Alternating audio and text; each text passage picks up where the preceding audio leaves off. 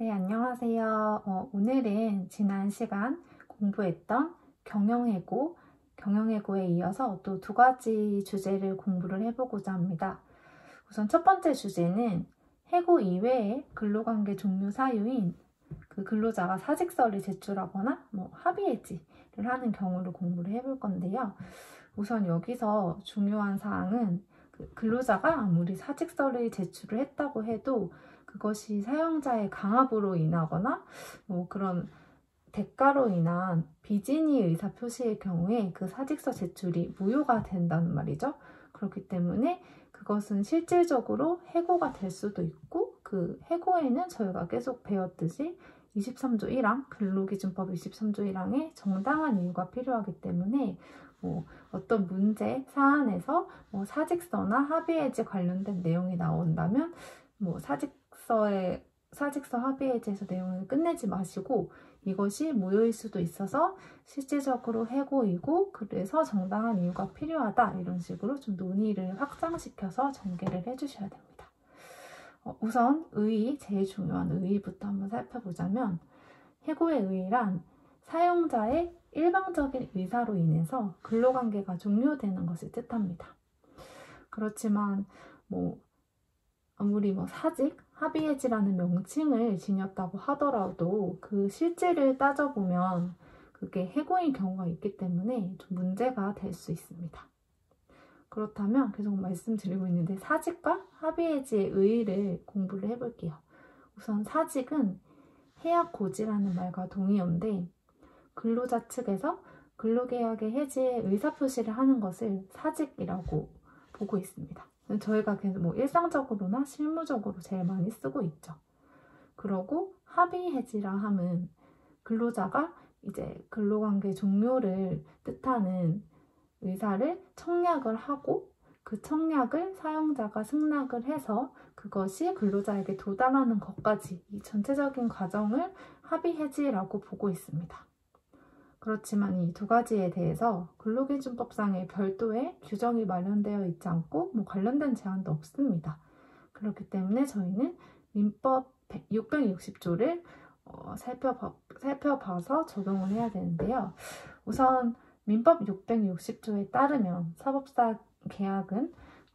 사법상 계약의 종료는 언제라도 그 상대방이 통고가 가능하고 그 효력은 통고받은 날로부터 1개월 경과했을 때 효력이 발생한다고 봅니다.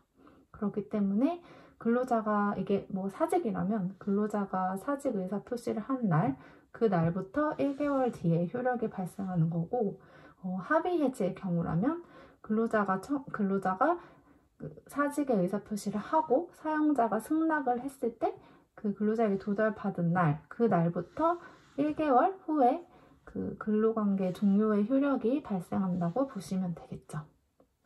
그렇다면 아까 설명을 해드렸듯이 무슨 근로계약의 종료가 사직인지 합의해지인지 어떤 것인지에 따라서 근로관계의 종료 시점이 달라집니다. 그렇기 때문에 두 가지를 구분하는 실익이 필요하겠죠. 그러면 이 해약고시와 사직과 합의해지 청약을 어떻게 구별을 할지 우선 기준을 보자면, 사직서에 어떻게 적혀 있는지 그 기재 내용, 그리고 사직서를 제출하는 데 있어서의 동기, 경위 등을 좀 종합적으로 고려해서 결정을 하지만, 특별한 사정이 없는 한 해약고지, 사직으로 일반적으로 보고 있습니다. 그러면 이제 사직의 의사표시를 했는데 처리가 가능할까요? 우선 사직이나 해약고지의 철회는 그 사용자에게 그 해약고지가 도달을 해버렸다면 사용자의 동의 없이는 철회가 불가능하다고 보고 있습니다. 그렇지만 합의해지 청약의 철회 같은 경우에는 그 근로자가 그 근로계약 종료의 의사를 밝혀서 청약을 하고 그 사용자가 승낙을 해서 그 승낙의 의사가 근로자에게 도달하기 전까지는 철회가 가능합니다. 이게 검토 의견을 보자면 의사표시의 성격을 파악해서 철회 여부를 판단을 했기 때문에 타당하다, 대법원의 태도 타당하다 이런 식으로 간단하게 작성해 주시면 될 것 같습니다. 하지만 이 부분에서 제일 중요한 파트는 사직서 제출의 효력 파트거든요. 이 부분 한번 다시 조금 더 집중해서 공부를 해보도록 하겠습니다.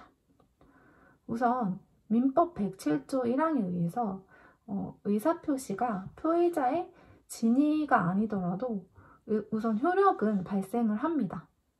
그렇지만 그 상대방이 그 표의자가 진위 아님을 알았거나 알 수 있었을 경우에는 무효로 보고 있습니다. 이것을 일반적으로 107조의 비진위 의사표시라고 약칭으로 많이 일컫고 있는데요. 그렇다면 과연 이런 사직의 의사표시에 하자가 있을 경우 이 민법 107조 1항을 준용해서 법리 적용이 가능한지 문제의 소지가 있을 수 있겠죠. 저희 대법원에서는 이것에 관해서 우선 진위의 의미부터 살펴봤는데, 진위의 의미란 그 특정 내용을 표시하고자 하는 표의자의 생각이다. 그렇기 때문에 진정한 마음속의 의미는 아니라고 판시를 하고 있습니다. 진의라고 해서 저는 진정한 마음속의 의미라고 생각을 했었는데 그게 아니라고 하더라고요. 그래서 특정 내용을 의사표시하고자 하는 표의자의 의도, 생각이라고 외워주시면 되겠고요. 그리고 그게 진정한 마음속의 의미가 아니더라도 그 당시의 상황에서 최선으로 판단을 하여 의사표시를 한 거라면 그게 비진위 의사표시라고 할 수 없다고 보고 있습니다. 그렇다면 이 의사표시가 무효인 경우의 법적 성질, 그 사직서의 법적 성질은 어떻게 될까요? 이게 그 비진위로 사직서를 제출했다고 하면 이게 그 사용자의 강압이나 그런 관례, 기간제 근로자의 관례에 의해서 근로자가 원하지 않는데 사직서를 제출한 경우이기 때문에 이것은 근로자 보호의 차원에서 실질적인 해고에 해당합니다. 아무리 형식적으로 사직서를 제출했다고 해도 그 실질을 따지고 있는 제2노동법 대원칙인데요. 우선 저희 계속 배웠죠. 해고에 해당을 하려면 근로기준법 23조 1항에 의해서 정당한 이유가 있어야 됩니다. 그렇다면 이 사직서의 제출이 실질적으로 해고에 해당을 하는지 이것을 판단을 어떻게 하는지 또 다양한 키워드를 제시를 해주고 있는데, 우선 사직서의 제출 경위, 그리고 사직서의 내용, 그리고 이 사직서 제출의 관행, 그리고 사용자가 근로자에게 퇴직 종용을 어떻게 했는지 그 방법과 퇴직 종용의 강도, 횟수, 그리고 사직서를 제출하지 않았을 시의 근로자가 받을 불이익 정도, 그리고 사직서 제출을 했을 시 받게 되는 근로자의 경제적 이익, 그리고 근로자의 태도 등 종합적으로 고려해서 판단을 하고 있습니다. 좀 요소들이 많아가지고 근로기준법 같은 경우에는 좀 외울 게 많아요, 사실. 그래서 저는 경내, 종강, 불경 이렇게 좀 간단하게 외우고 있는데 다시 강조를 해드릴게요. 경내, 종강, 불경. 경은 사직서 제출의 경위, 그리고 내는 그 사직서의 내용과 관행, 그리고 종은 퇴직을 종용하는 방법, 강은 강도, 횟수, 그리고 불은 제출하지 않았을 경우에 불이익 정도, 경은 제출에 따른 경제적 이익의 제공 여부, 그리고 그 외에 근로자의 태도를 종합 고려 판단한다. 이렇게 외워주시면 조금 쉽게 외우실 수 있을 것 같습니다. 그렇다면 구체적 사례를 살펴보자면 회사의 권유로 직원들이 일괄적으로 사직서를 제출을 하거나 재계약을 위해 기간제 근로자 사직서를 제출하는 경우가 사실 많잖아요. 저희 관행상. 그 모든 것들을 사직의 의사표시가 진위가 아니므로 무효라고 보고 있습니다. 이렇게 근로자가 강압적인 상황에서 사직서를 제출을 하는 것은 불이익을 받을 수 있기 때문에 실제주의 원칙을 따진 대법원의 태도가 타당하다, 이런 식으로 검토 의견 작성해 주시면 좋겠습니다. 그러면 이런 부당해고가 불법행위로 이어질 수 있는지 다음 두 번째 주제인 부당해고와 불법행위 공부를 해보도록 하겠습니다. 이 주제 역시 아직 출제된 바가 없고 최신 판례가 있기 때문에 저는 A+급으로 꼭 챙기고 꼼꼼히 공부하시기를 권유를 드립니다. 우선 체크 포인트는 부당해고가 불법행위로 곧바로 구성이 되지 않는다는 거 꼭 기억을 해두시길 바라고, 그리고 저희 불법행위는 저희 민법 때 다 배웠잖아요. 고의 또는 과실이 있어야 불법행위가 구성이 되니까 그 고의 또는 과실 이 키워드를 꼭 살려주세요.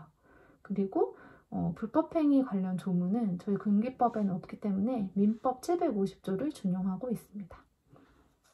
네, 이 세 가지 꼭 기억을 해주시고, 우선 부당해고의 사법상 효과 저희가 배웠죠? 이것도 앞서 배웠는데 부당해고란 근로기준법 23조 1항을 반하는, 그러니까 정당한 이유 없이 해고를 하는 것인데 이것은 당연 무효가 된다고 계속 말씀을 드렸었습니다.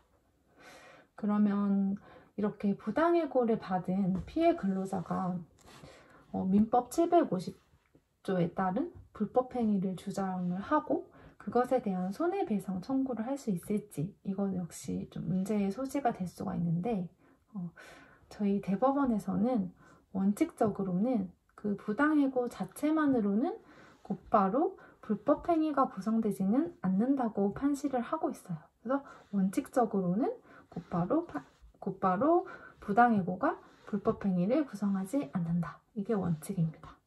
그러나 아까 말씀드렸듯이 민법 750조에 따라서 그 사용자가 고의 또는 과실로 인해서 부당해고를 했고 그것이 이제 위법행위고 그 위법행위로 인해 근로자에게 손해를 끼쳤다면 그것은 불법행위를 구성을 할 수가 있겠습니다. 그렇다면 이제 불법행위의 구성 요건 또 키워드가 나오는데 이것도 공부를 해볼게요. 불법행위를 구성을 하려면 그 부당해고 자체가 오로지 근로자를 몰아내려는 의도하에서 첫 번째로 고의로 해고 사유를 만들거나 내세우는 경우, 그리고 두 번째로 과실, 해고 사유가 아님이 객관적으로 명백한데도 사용자가 전혀 이제 관심을 기울이지 않고 주의를 기울이지 않는 경우, 그러니까 조금만 주의를 기울이면 알 수 있는 경우에는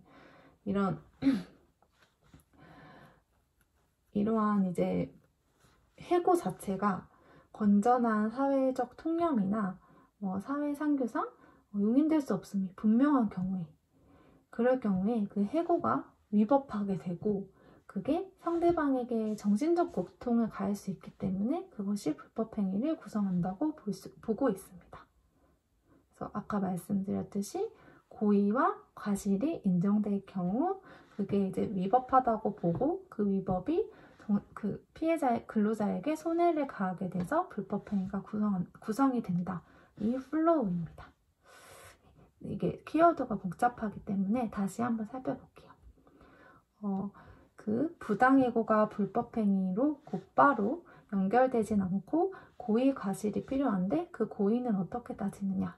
우선 고의로 해고 사유가 전혀 없음에도 해고 사유를 만들거나 내세우는 경우, 그리고 두 번째 과실이 있는 경우, 해고 사유가 아님이 객관적으로 명백을 한데 그것을 명백하고 그것이 조금만 들여다보면 해고 사유가 아님을 알 수가 있어서 그런 해고 자체가 건전한 사회적 통념이나 사회상규상 용인될 수 없음이 분명한 경우, 그럴 때는 해고 자체가 위법하게 되어서 상대방에게 정신적 고통을 가할 수 있기 때문에 불법행위를 구성한다.